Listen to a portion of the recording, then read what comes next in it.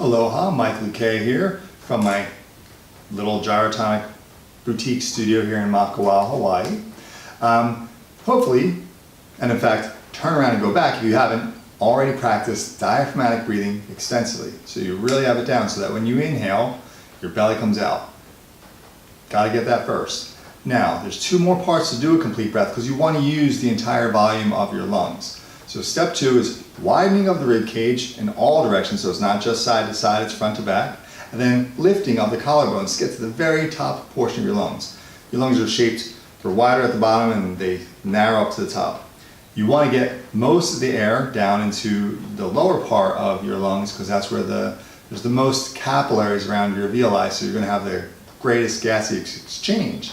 But you don't want to ignore the top of the lungs either, because essentially if you don't use the entire lung capacity, you can be prone to different maladies and illnesses. Like if you don't really do diaphragmatic breathing, aside from potentially not having good gaseous exchange, you can be prone to a pneumonia because you're not emptying out what's lowest, and then moisture can collect in there. And then if you don't breathe all the way up to the top, it can actually get dry, the opposite, and you wind up more bronchial. And no one likes bronchitis. I've had it once, it's terrible, don't get it. So breathe with your entire lungs. So the second part, you've already done your diaphragmatic breathing. That's still going to be the first part. So as you do the second part, your hands will go on your ribs because you're going to widen your ribs. Now, if you widen your ribs into your hands, they're going to open front to back too. Pretty much don't have to worry about that because the ribs move as a single unit. So your hands will be right here. First, you'll inhale into your belly, and then you'll push your ribs out into your hand.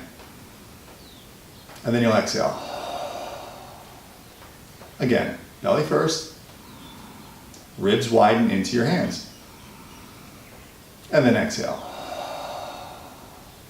The important part here is to try to separate motion 2 from motion 3. Motion 3 being the lifting of the collarbones. A lot of times when you haven't really gotten it down, you don't have that fine coordination of your muscles, the widening will lift the rib cage as well.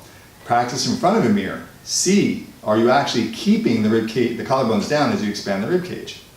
Now, the third part, the lifting of the collarbones to get to the highest point of your lungs. Fingertips on your collarbones, and you still do 1, 2, and then at the end you really lift up and fill up your lungs completely. And then exhale all the way. Again, belly first, then widen the ribs, and then lift the collarbones.